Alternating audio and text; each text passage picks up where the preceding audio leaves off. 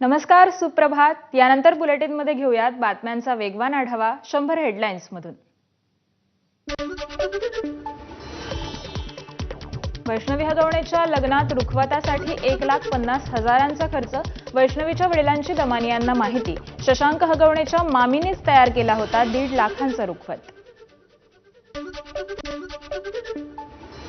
वैष्णवी हगवणे प्रकरणात सासरा राजेंद्र हगवणे आणि दीर सुशील हगवणे यांना 3 जूनपर्यंत पोलीस कोठडी। दोघांचीही एकत्र चौकशी करायची असल्यानं कोर्टानं 3 दिवसांची पोलीस कोठडी वाढवली।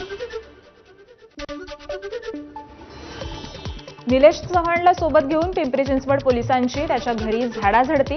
वैष्णवीचा पती शशांक, सासू लता आणि नणंद करिश्माचा मोबाईल जप्त, तर निलेश चव्हाणची परवानधारक बंदूक आणि पासपोर्ट देखील जप्त। निलेश चव्हाणच्या कर्वेनगरच्या घरी पोलिसांची 1.5 तास तपासाचा भाग म्हणून पोलीस निलेश चव्हाणचे कॉल रेकॉर्ड्स देखील तपासणार। वैष्णवीच्या बाळाचा ताबा आजी स्वाती कसपटेंकडे देण्याचा निर्णय। सध्याच्या परिस्थितीत वैष्णवीच्या बाळावर चांगले संस्कार होण्यासाठी हीच योग्य व्यक्ती असल्याची कसपटे कुटुंबियांची माहिती। 5 लाखांच्या हुंड्यासाठी नवविवाहितेचा सासरी छळ। हुंडा दिला नाही तर नक्षलवाद्यांकडून कुटुंबाला ठार मारण्याची दिली धमकी। विवाहितेच्या वडिलांची भंडारा पोलिसात तक्रार। पती, सासू सासरे आणि नंडे विरोधात गुन्हा दाखल। संभाजीनगर दरोडा प्रकरणी आणखी 4 जणांना अटक। संतोष लड्डाचा वर्गमित्र बाळासाहेब इंगोलेसह 4घांना अटक। बाळासाहेब इंगोलेनंच दिली होती लड्डाच्या घरच्या सोन्याची टीप। डिसेंबर महिन्यात काही कारणांवरून उद्योजक संतोष लड्डा बाळासाहेब इंगोलेला ओरडले होते। त्याचाच राग मनात धरून इंगोलेनं टीप दिल्याची माहिती।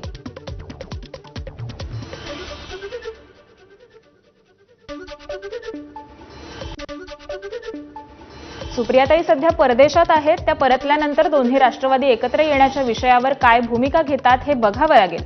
शरद पवारांच्या राष्ट्रवादीचे आमदार रोहित पवारांचं सूचक विधान। अमरावती महानगरपालिकेवर भाजपचाच महापौर राहील, आमदार रवी राणांचं विधान। भाजपसोबत युवा स्वाभिमान पक्षाची युती असणार असल्याचंही रवी राणांनी जाहीर केलं। भाजपकडून उर्वरित 22 जिल्हाध्यक्षांच्या नावांची घोषणा। यादी भाजपच्या 58 जिल्हाध्यक्षांची यादी जाहीर झाली होती, मात्र 22 जागांसंदर्भात अंतर्गत वाद असल्यानं यादी रोखण्यात आली होती। जिल्हाध्यक्ष निवडीवरून बीड भाजपमध्ये देखील नाराजी। जिल्हाध्यक्षपदी शंकर देशमुख यांची निवड केल्यानं भाजप आमदार सुरेश धस नाराज। जिल्हाध्यक्ष निवडीबाबत सुरेश धस पक्षश्रेष्ठींकडे तक्रारही करणार। दक्षिण मुंबईत भाजपकडून जिल्हाध्यक्षपदी शलाका साळवी यांना संधी। अनेक पुरुष पदाधिकारी जिल्हाध्यक्षपदासाठी इच्छुक होते। अनेकांनी पक्षश्रेष्ठींकडे पदासाठी मोर्चे बांधणीही केली होती। जिल्हाध्यक्ष निवडीवरून मुंबई भाजपमध्ये अंतर्गत नाराजी। दक्षिण मुंबईच्या जिल्हाध्यक्ष निवडीवर भाजपचे कार्यकर्ते नाराज। तरुणांना संधी देऊ असं सांगूनही 60 वर्षांवरील जिल्हाध्यक्ष का निवडला? भाजप गोटात दक्षिण मुंबईतील कार्यकर्त्यांचा सवाल।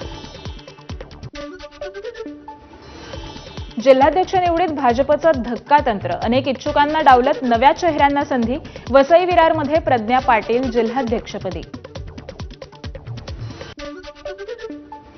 चंद्रपूर ग्रामीण जिल्हाध्यक्षपदी हरीश शर्मा यांची नियुक्ती, तर चंद्रपूर शहर जिल्हाध्यक्षपदी सुभाष कासनगोट्टूरवार यांची नियुक्ती। दोन्ही पदांवर आपल्याच गटाच्या व्यक्तीची नियुक्तीसाठी सुधीर मुनगंटीवार आणि मुनगंटीवार विरोधकांमध्ये रस्सीखेच।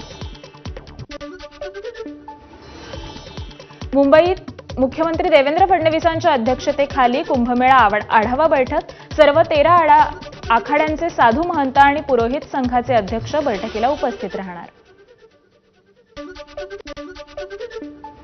उपमुख्यमंत्री एकनाथ शिंदे आज रत्नागिरी दौऱ्यावर। यावेळी शिंदेंच्या हस्ते जिल्ह्यातील विविध विकास कामांचं लोकार्पण होणार। मंत्री संजय राठोड आज बीड दौऱ्यावर। संजय राठोड घेणार माजलगाव येथील बंजारा समाजातील पदाधिकाऱ्यांची संवाद बैठक। त्यानंतर विकास कामांची करणार पाहणी। मालेगाव ठाकरेंच्या शिवसेनेचं शिवसंपर्क अभियान। या अभियानाअंतर्गत खासदार संजय राऊत मालेगाव दौऱ्यावर। दुपारी 2:30 वाजता अभियानाचं आयोजन आहे। मंत्री गुलाबराव पाटलांची खासदार संजय राऊतांवर सडकून टीका. राऊत पांढऱ्या पायाचा माणूस, जिथे जाईल तिथे सगळे संपेल. गुलाबराव पाटलांचा हल्लाबोल. आज एसटीचा 77वा वर्धापन दिन. यावेळी विविध योजनांचा शुभारंभ आणि गौरव पुरस्कार सोहळ्याचं आयोजन. कार्यक्रमाला उपमुख्यमंत्री शिंदेंसह एसटी महामंडळाचे अध्यक्ष प्रताप सरनाईक उपस्थित राहणार. कोस्टल रोडचा शेवटचा टप्पा प्रवाशांसाठी खुला. दादर प्रभादेवी ते वरळीला जोडणारा 550 मीटरचा व्हेहिक्युलर अंडरपास खुला. सकाळी 7 ते 12 पर्यंत प्रवाशांना हा मार्ग सुरू राहणार. मुंबईत तब्बल 639 कोटी रुपये किमतीच्या घरांची खरेदी. वरळी सीफेस इथे निर्माणीधारक असलेल्या नमन झायना या इमारतीमध्ये अल्ट्रा लक्झरी असलेल्या 32 आणि 35व्या मजल्यावरील ड्युप्लेक्स फ्लॅट्सची उद्योजिका लीना गांधी यांच्याकडून खरेदी.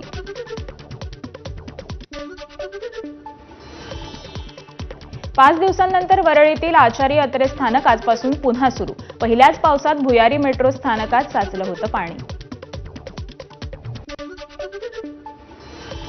घाटकोपर कासारवडवली मेट्रो मार्गिकेचं काम युद्धपातळीवर सुरू. कापूरबावडी आणि माजीवाडा भागात मेट्रोच्या खांबावर गर्डर बसवण्याचं काम सुरू. त्यामुळे वाहतूक कोंडीचीही शक्यता. पश्चिम रेल्वेच्या 162 लोकल फेऱ्या रद्द. कांदिवली आणि बोरिवली दरम्यान 6व्या मार्गिकेचं काम करण्यासाठी 36 तासांचा विशेष पॉवर ब्लॉक. रविवारी मध्यरात्री 1 पर्यंत हा ब्लॉक असणार. मध्य रेल्वेवर आज सीएसएमटी ते विद्याविहार दरम्यान अप आणि डाऊन धीम्या मार्गावर मेगा ब्लॉक. सकाळी 10:55 पासून ते दुपारी 3:55 हा ब्लॉक असणार.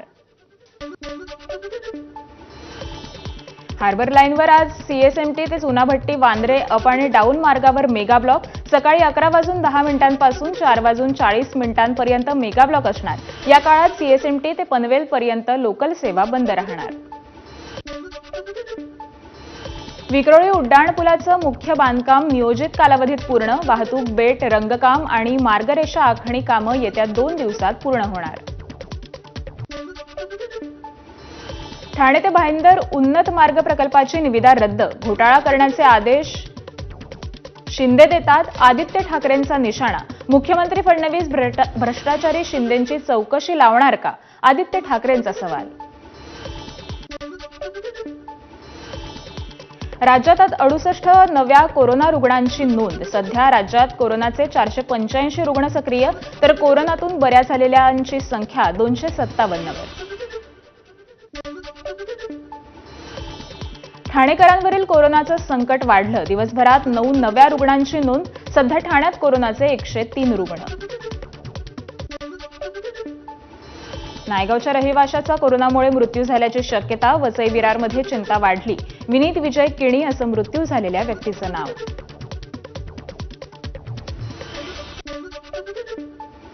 गोंदिया जिल्ह्यातही 2 कोरोनाबाधितांची नोंद. दोन्ही रुग्णांची लक्षणं अगदी सौम्य असून नागरिकांनी घाबरून न जाता खबरदारी घेण्याचं प्रशासनाचं आवाहन.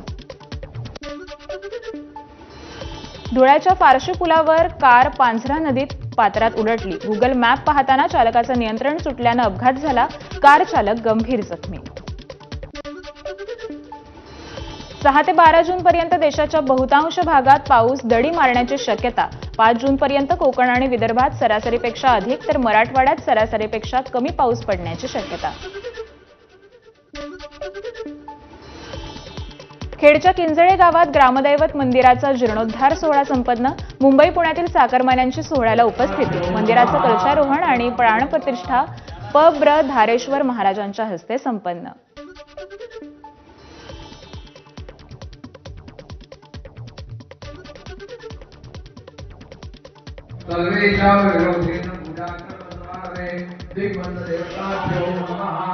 तर खेडच्या किंजळे गावातील हा ग्रामदैवत मंदिराचा जीर्णोद्धार सोहळा संपन्न झाला.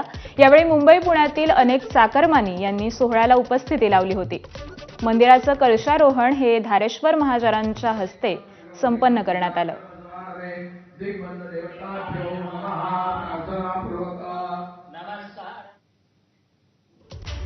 यासोबतच बुलेटिनमध्ये घेऊयात एक छोटासा ब्रेक. कुठेही जाऊ नका, पाहत रहा एबीपी माझा.